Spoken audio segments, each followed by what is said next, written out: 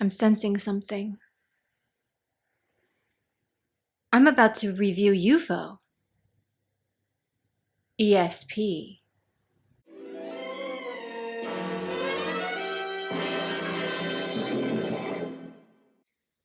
Since it's almost Halloween season, I thought this would be an appropriate episode to look at. It examines the concept that some humans do actually extrapolate the future, whether that's through a supernatural means or simply logical deduction based on known factors.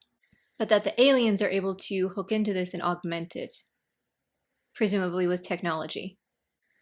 Without further ado,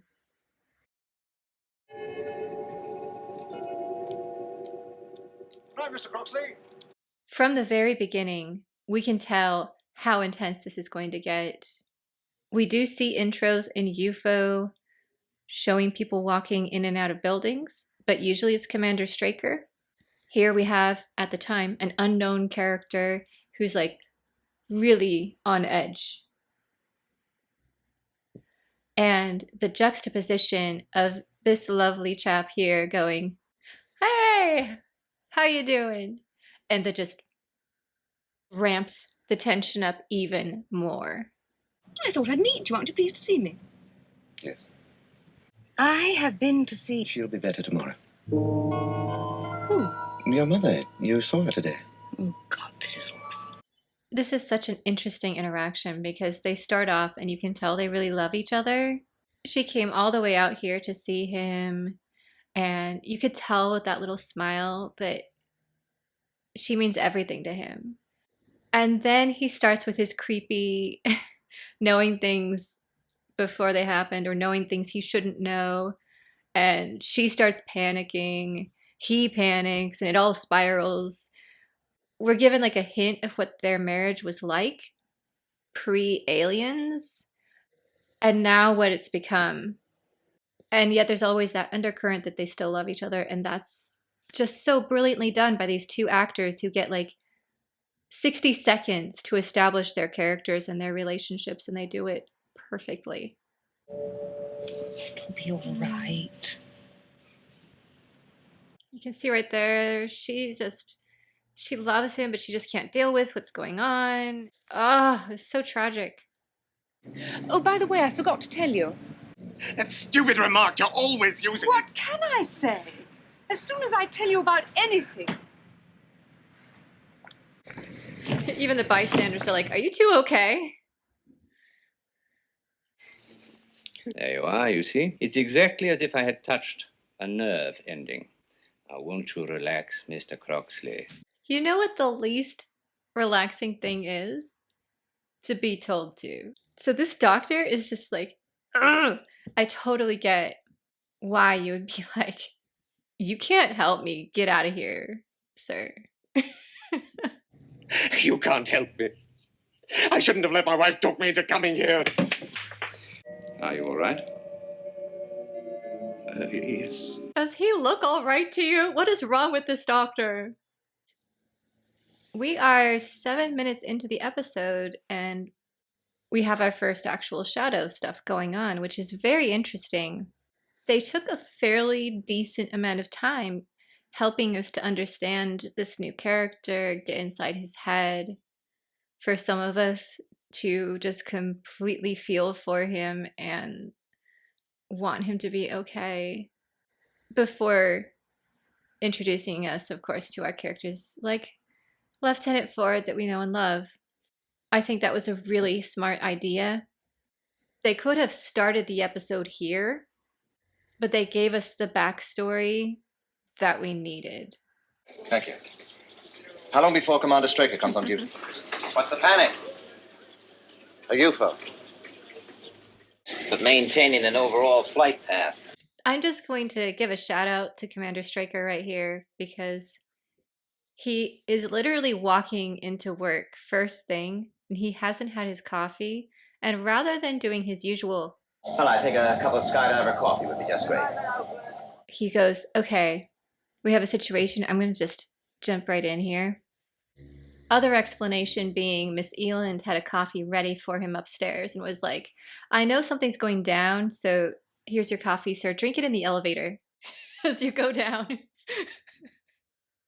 No, we can't take any chances. Sound a red alert for all ground stations. Shadow control Red to all alert. stations. We have a red alert. John Stratton is incredible. He really holds this entire episode on his shoulders. From 10 seconds in, we're just like, whew. And then Deborah Stanford as his wife, Stella. She honestly does an amazing job as well. She has to have this mix of being really annoyed, just at her last thread, but also still loving him. And that's a difficult emotion to portray. And she pulls it off.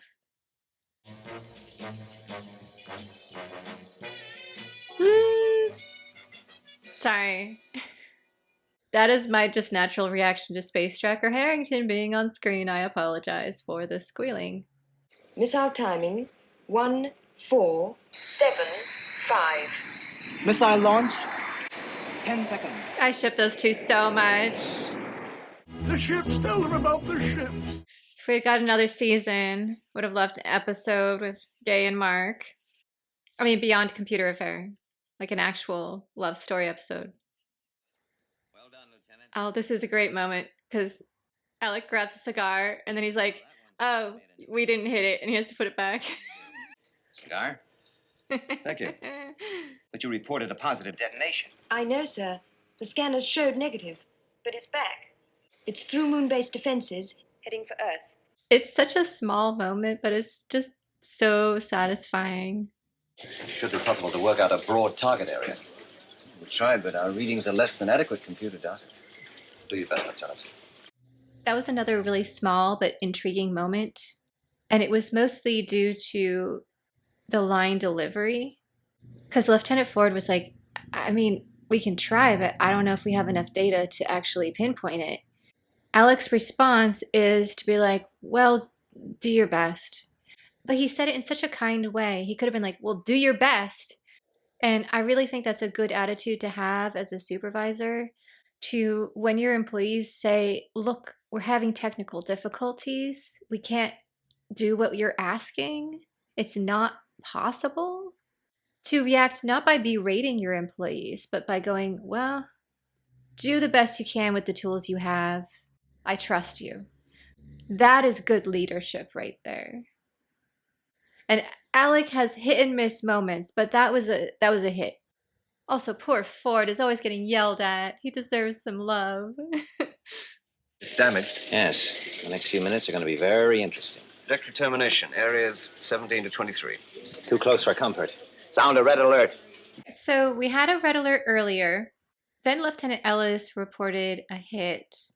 So presumably that canceled the red alert. But apparently they didn't put it back on until now, which is very interesting. So it makes me question, who is the one who ends red alerts? Or is it an automatic system, like when Moonbase reports a hit, red alert ends? Because here, we just had to put it back active. Course 017422. She's pretty cool. I wish we knew more about her. Mobile 2 moving to ETT now, sir. Yeah, I am such Team Mobiles when it comes to which group I want to be part of. Shadow control to mobile 2. This is Commander Straker.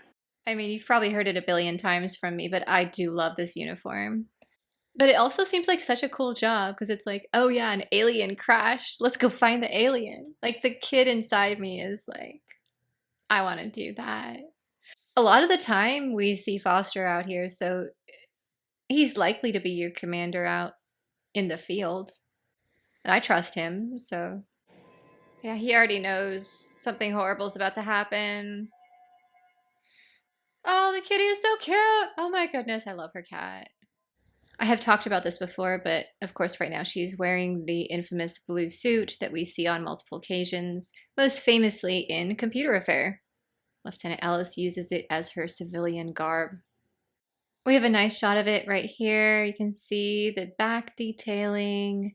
It really is a cute outfit. I can see why they reused it. We also have the theme of the orange towel going on. You see that in a lot of episodes. They're super into their orange towels in this show. It's interesting that she has a wicker basket right there. Vote in the comments. Picnic, sewing basket, perfumes. What's in there? Late night snacks.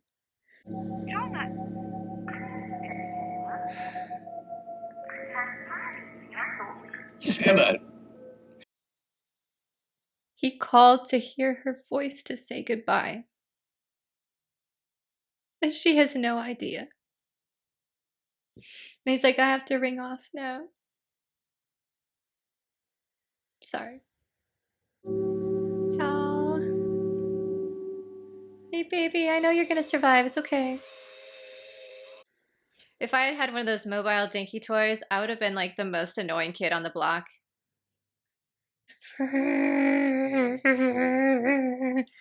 Sweetie, this is a grocery store. I have a Captain Scarlet car now. I am in my 40s. I embarrassingly play with it super often.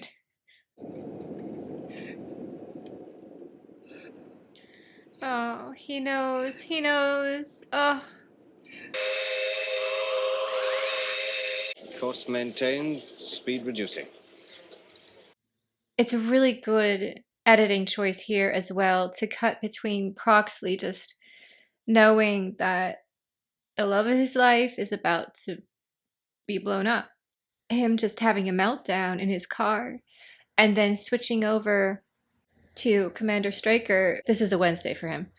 And then they cut back to Croxley, who's just like in his car sobbing, and then cut back to Commander Straker. Like, so anyway, what are people having for dinner tonight? They've kind of let it get to the point where it's just their job, and then once in a while you'll have them break and just start shouting, and that's why. So like when you get Commander Straker shouting at poor Ford, this is why. It's because although they kind of put on the facade of being very chill all the time and not sobbing in their cars, it adds up. And that's why I think SHADO has such a careful psychological testing system all the time. But it's not perfect. Anyway, it's just a really interesting editing choice there. I'm sorry, sir. This area has been sealed off. Military maneuvers. Military maneuvers. Yes, sir. It won't be long now.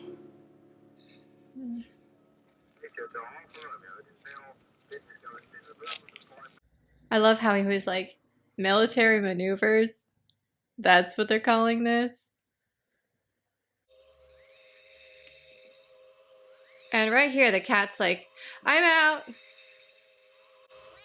Yep.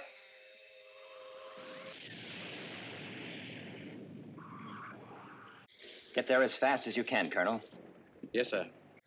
I understand why you'd want to give the order, get there as fast as you can, but of course in a few minutes we're going to realize that wasn't necessarily the best order to give, considering the past track record of UFOs exploding.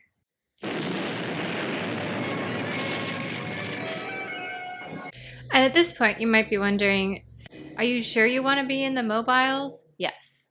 Yes, I know the risks. I still want to. But just before impact, it seemed to be fine. Mm-hmm. It looped that line of trees, smashed straight into an isolated house. Sheer coincidence. No. The house just happened to be in the way. No. Well, you could be right. This is such an incredible shot. Well, what's the news on his condition? Well, it's too early to say. He's lost a lot of blood. At least he was luckier than the co-driver. Mm-hmm. Yeah. He's so lost without her. Just the way he's walking even. We'll come back to this. You killed her. An experimental aircraft crashed into my house. afraid there's not much more I can tell you. I know.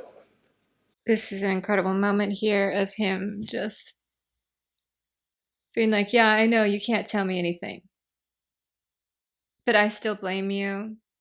Not for the reasons they gave at the checkpoint, but blaming Straker for letting it happen and SHADO for fighting the aliens, causing all this, is his interpretation as a grieving husband. The conversation kind of makes sense, either knowing that he knows about SHADO or thinking he doesn't. If there's anything... Don't you think you've done enough? Have you? No. They were all Stella's relatives. They don't mean so much to me now. And it's really easy to talk yourself into thinking that of, well, I mean, I'm just here along for the ride. They don't actually care about me. It was her. And he's gotten himself into this mindset that he doesn't have any support.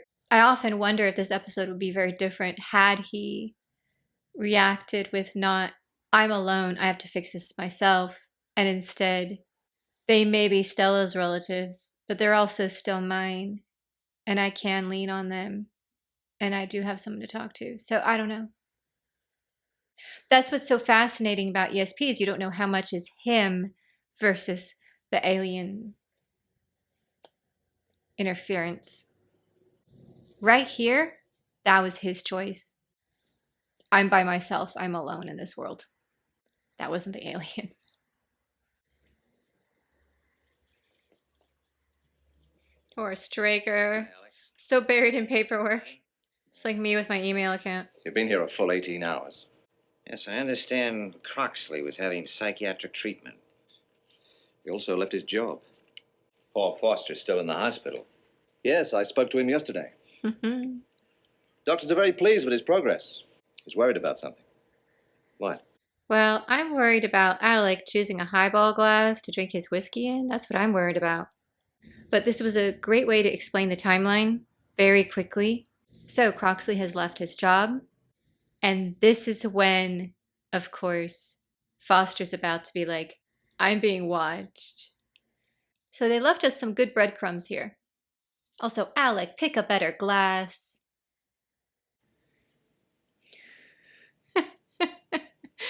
And do you mean to say you called me all the way out here just to tell me that? I'll get you out of here. You're okay to be moved to our medical center. All right. I wasn't kidding when I said UFO was into orange towels. Once you see it, though, you can't unsee it. I'll tell you what I think, Paul. I think you've been lying in that bed too long. Okay, now this is a funny moment. So he comes over here. He picks through the fruit to find a specific apple. Who would send a fruit basket? SHADO. Who arranges the fruit baskets being sent? He spent this whole time eating Foster's fruit, and then he like dug through to pick out this apple. I'm like, Straker. I love this moment. I look for it every time I watch the episode. So cheeky. Well, somebody wanted to make sure that got here. It's been in the material analyzer. Let's look at her makeup today. She has this hot pink lipstick for her outfit. But her eyes, look at this. Isn't it beautiful? Like smoky, greenish eyes. Absolutely stunning. Wow. I gotta hand it to Miss Eland this morning. She really put in the work. Ah, Ford! Love it. Love it when he does this. Feeling better? Yes, sir. Good, good. In my office? Ford is so funny. So he's like in the background, just looking at his reports. The minute there's any tea, look at him. Feet back down. And he's just like, what's going on? Got his popcorn. I just love it. We're going to watch that again. We're going to go back and watch it. Look at Ford. He's like immediate, like, ooh, what's going on? What's going on back there? Pretending to read the report. He's just like, This episode is just so chock full of cute details. We get breakfast, his usual toast and coffee, which is super bad for you, by the way. Don't do that. Well, in the medical center, security is tighter than a drum anyway. Oh, I see. And your little friend, he couldn't get in, eh? In general, Straker's in a pretty good mood in E.S.P. Because some of the episodes, he's kind of wound up a bit. This one, he's been really relaxed. He's making jokes. He's stealing people's apples. In spite of everything else going on, Ed is having a good day. A good few days. Or a good month, rather. Technically. Good for him. He's earned it.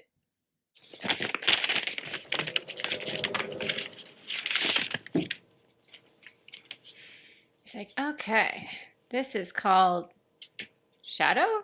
Wait. He has been constantly going in near Colonel Foster, presumably to kind of read his mind and to be able to write his script. He's then at night or something going to his former house with like a jacket and typing this whole script day after day after day. That's enough to just destroy anyone's mental health. And he was not doing well to begin with. To be fair, I smile like that when I see her too. I'll be out for the rest of the day, Miss Eland. Yes, sir. I'll keep Channel 4 open. Right, sir. Well, have him come back down here immediately. Yes, sir. This is a really tiny moment, and I love it. So watch for the person kind of in the background. And as we've seen, Alec has left for the tracker station, and now he's going back down. So this guy, he's just like,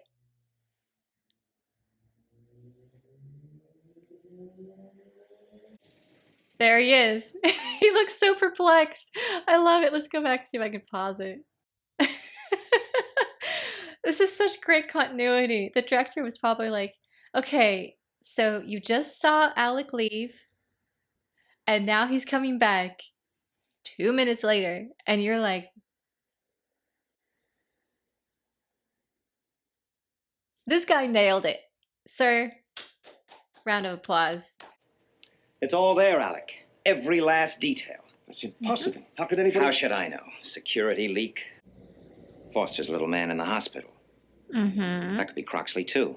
His powers of perception are so pronounced he can hold a complete conversation with someone without that person uttering a single word. Yeah, that would get annoying. Croxley phoned here for you earlier today. And?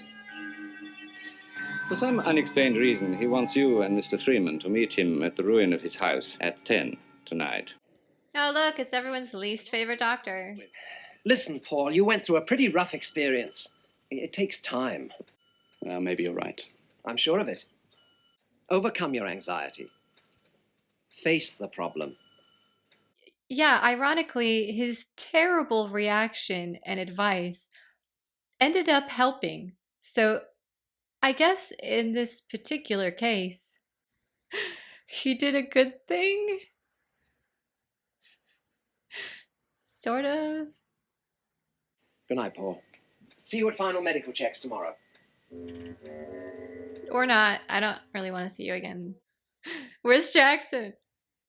Hey, kitty. Yeah, you're okay. I hope he's been feeding the cat while he's here typing. Who fed the cat after Croxley died at the end of the episode? I guess there's plenty of mice around. Headcanon, Miss Eland adopted the cat. I've got a feeling Croxley's here already. You're right, Colonel. Croxley.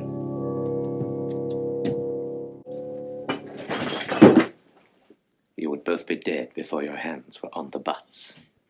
This is the same arrangement we saw earlier, but obviously has not done well in the ensuing time. And I just love this attention to detail here of including the wilted version of the flowers for this final scene. Slowly, you have a more devious thought pattern.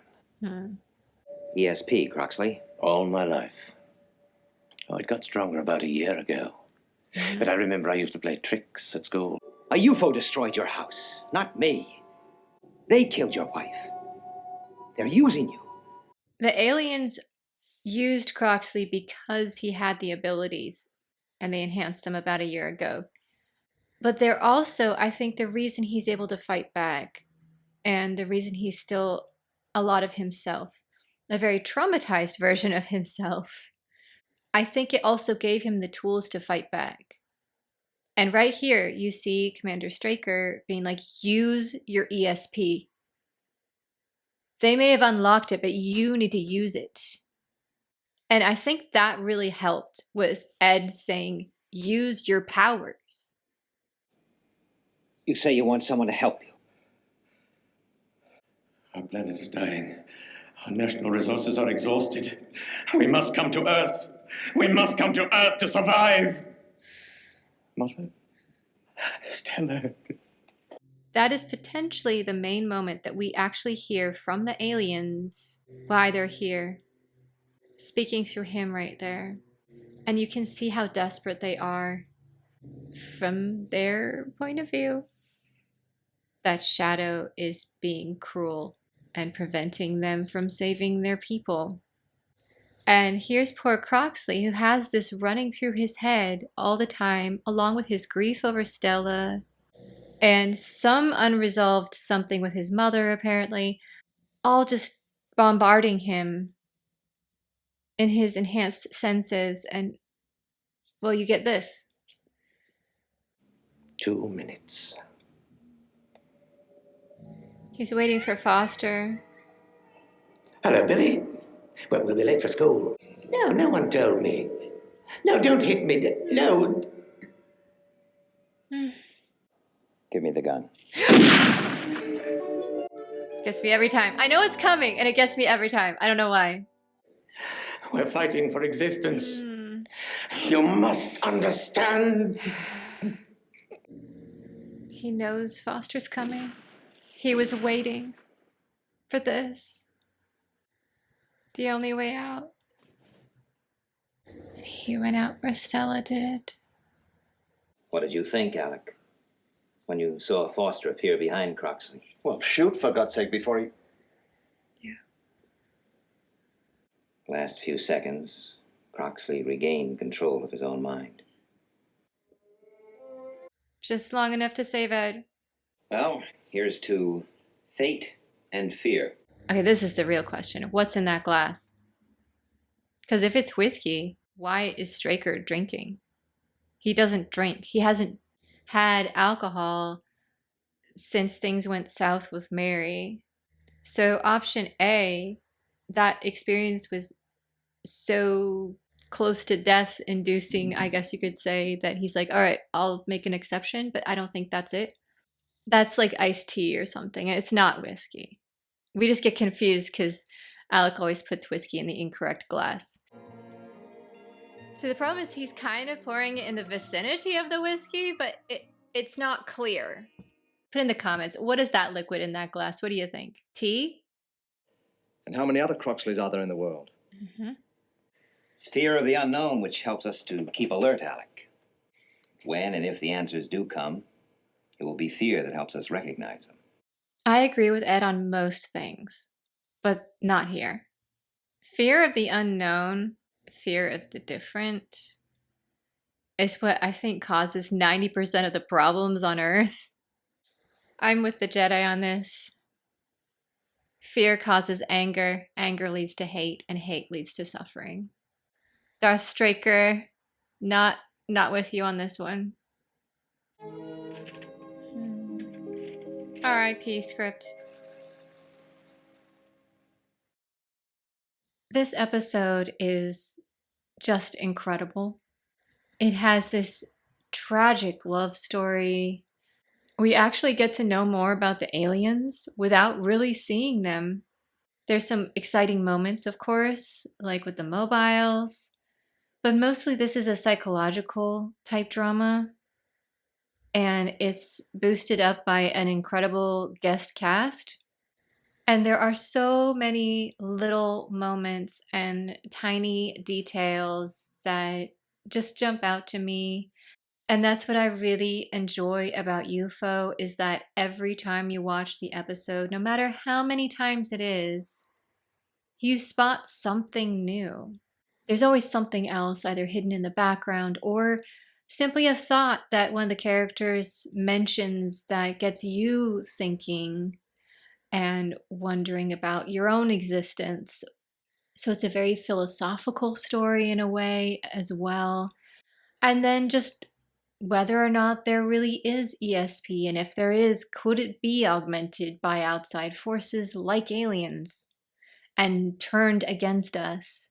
But what's beautiful about this episode is that the aliens thought that they were turning him into their weapon. And in fact, they had also given him the tools to fight back and to stop them. He succeeds. He holds out until Foster gets there, and then he's like, okay.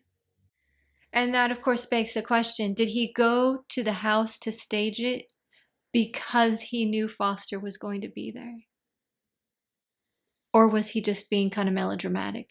It could be either. It could be both. But I feel like he knew Foster was going to be there before he even thought about going. And that's why he's like, meet me at the house at this time. Or perhaps he didn't think it through. It was just a last minute decision. It felt right to meet there where Stella had been killed. I don't think so, because he kept looking at his watch the whole time. He kept looking and being like, oh, it's a couple more minutes now before this is going to end. It's a couple more minutes. Why would he be doing that unless he knew? I feel like he's a really impressive character that left an indelible mark on the show. And one of the best things about UFO is having these guests come in and just be incredible. Like, I can't think of a single one-off episode guest who came in, we were like, no. They all knocked it out of the park. And I think this episode is probably on a few people's favorites list. Especially since I don't have ESP, so I can't actually tell you if it's your favorite episode or not. You're going to have to tell me in the comments. Interceptors. Immediate launch.